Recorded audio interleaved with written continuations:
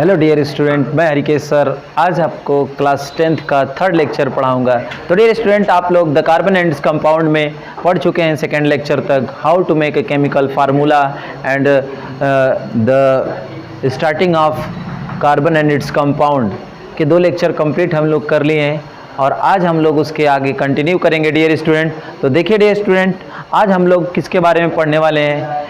Alkanes के बारे में पढ़ने वाले हैं, क्योंकि हमने हाइड्रोकार्बन्स में क्लासिफिकेशन किया था। एल्केन्स के बारे में पढ़ना, एल्केन्स का जनरल फार्मूला, तो आप लोग को ये पता होगा कि जनरल फार्मूला क्या होता है। तो आइए स्टार्ट करते हैं। आप लोग कि हम क्या करते हैं, सबसे पहले एल्केन के बारे में ये देखिए, एल्केन के बारे में जान लें। तो एल्केन जो होता है सैचुरेटेड हाइड्रोकार्बन होता है। क्या होता है? सैचुरेटेड हाइड्रोकार्बन होता है। सैचुरेटेड हाइड्रोकार्बन होता है। और ये देखिए इसकी पहचान क्या है कि कार्बन और कार्बन के बीच में क्या होगा? सिंगल बॉन्ड प्रेजेंट होगा, सिंगल बॉन्ड प्रेजेंट होगा। और दूसरी बात ये है कि इसका general formula dear student, general formula, तो जनरल फार्मूला देख लीजिएगा, इसका होता है CnH2n+2, CnH2n+2।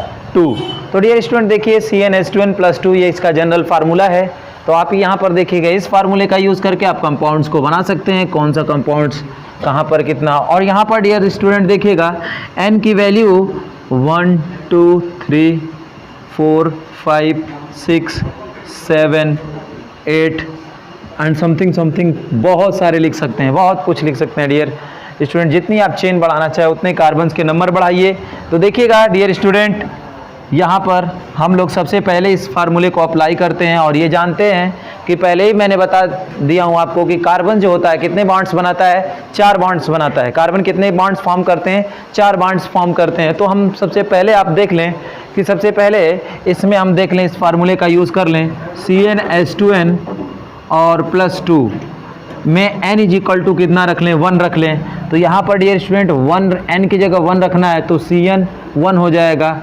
H2 n की जगह फिर 1 रखना है और ये +2, तो C1 का कोई मतलब नहीं होगा, इसका कितना हो जाएगा? H4 हो जाएगा। 2 × 2 और +2 जोड़ देंगे तो ये क्या होगा? CH4 हो गया डियर स्टूडेंट। तो अब यहाँ पर हम ये देखेंगे CH4 को कैसे लिख सकते हैं। एक कार्बन से कितने बॉन्ड बने हुए हैं? 4 बॉन्ड बने हुए हैं। कितने बॉन्ड बने हुए हैं? 4 बॉन्ड बने हुए हैं।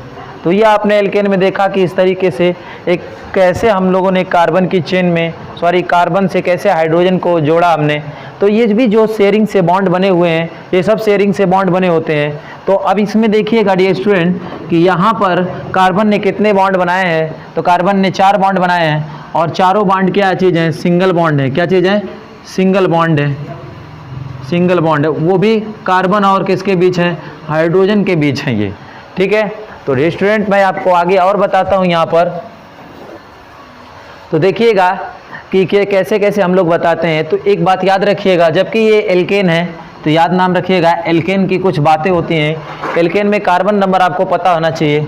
अगर देखिए कार्बन यहाँ पर हम लोग सीख लेते हैं वर्ड रूट, थोड़ा सा देखिएगा वर्ड रूट के बारे में, जैसे हमको पता चले कि इसको क्या बोलेंगे।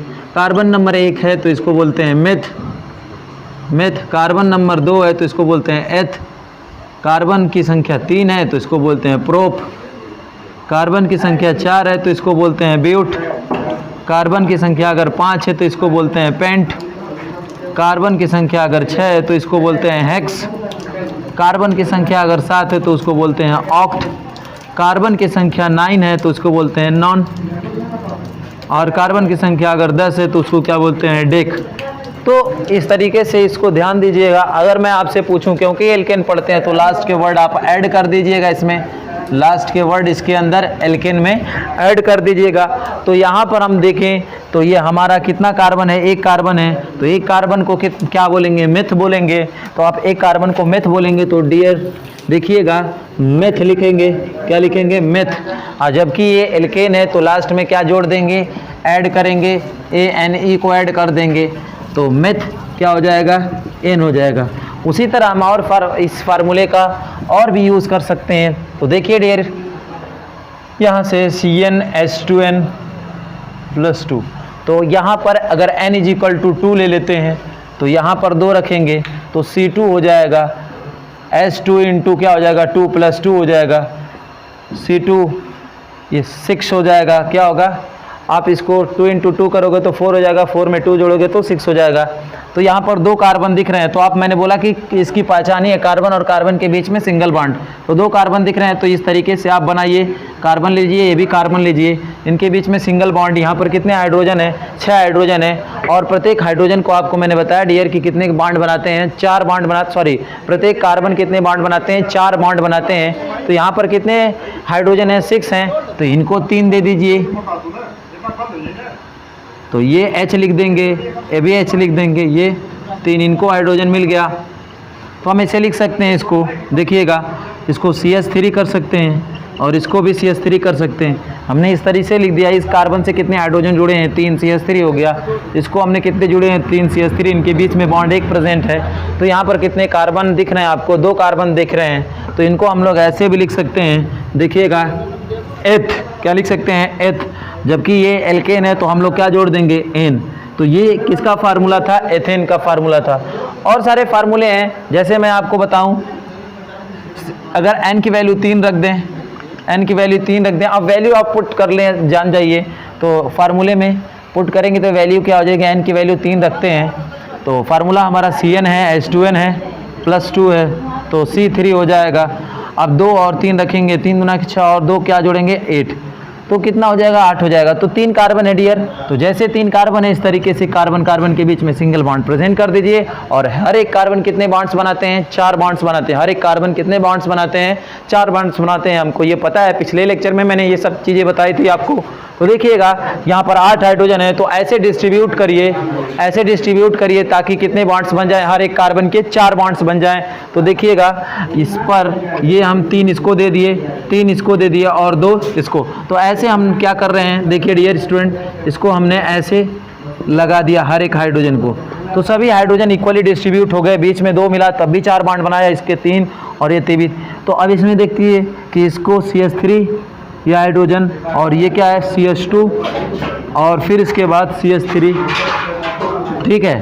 तो कितना है, प्रोप, 3 कार्बन है तो इसको क्या बोलेंगे, प्रोप, ठीक है, प्रोप। जबकि 3 कार्बन को हम लोग प्रोप बोलते हैं। और इसमें ये पढ़ क्या रहे हैं, एल्केन, क्योंकि सिंगल बॉन्ड प्रेजेंट है, तो इसको क्या लिखेंगे, प्रोपेन। क्या लिखेंगे, प्रोपेन लिख देंगे।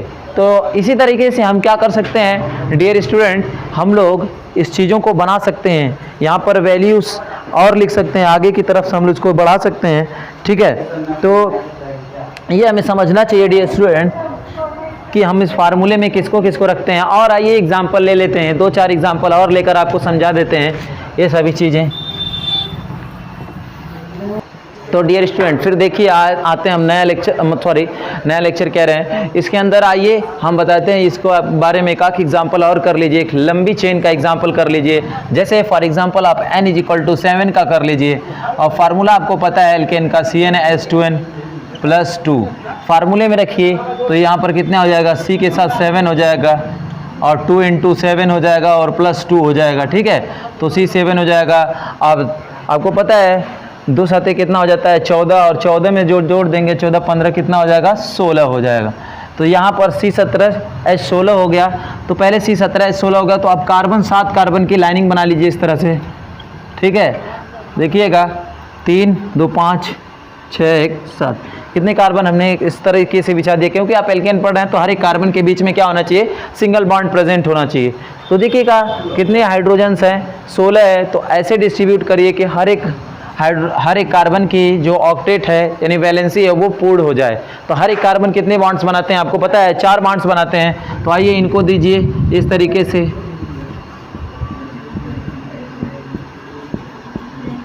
ठीक है। तो इस तरीके से यहाँ से हाइड्रोजन को क्या कर दीजिए, दे दीजिए, क्योंकि ये 2 ही बॉन्ड बना सकता था, बीच वाला 2 तो पहले से बना था।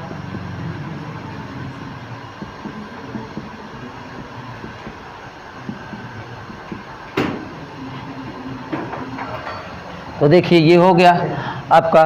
फिर ऐसे इसको लिख सकते हैं, देखो इससे कितने हाइड्रोजन जुड़े हुए हैं, 3 इक्वली हमने बांट दिया हाइड्रोजन को, ठीक है। 3 और 3 6 इधर हो गए, 6 2 8 8 2 10 10 2 12 12 13 14 15 1 16 मैंने इक्वल डिस्ट्रीब्यूट कर दिया डियर स्टूडेंट। तो आप देखिएगा, अब मैं क्या करता हूँ, इसको ऐसे लिखते हैं, देखिएगा CH3, फिर उसके बाद ये है CH2, फिर ये CH2 CH2 CH2 CH2 CH2 CH2 देखिएगा, फिर इसके बाद एक CH2 लिखिए, फिर इसके बाद CH3 लिखिए, देखिएगा 1 2 3 4 5 6 7 हो गया।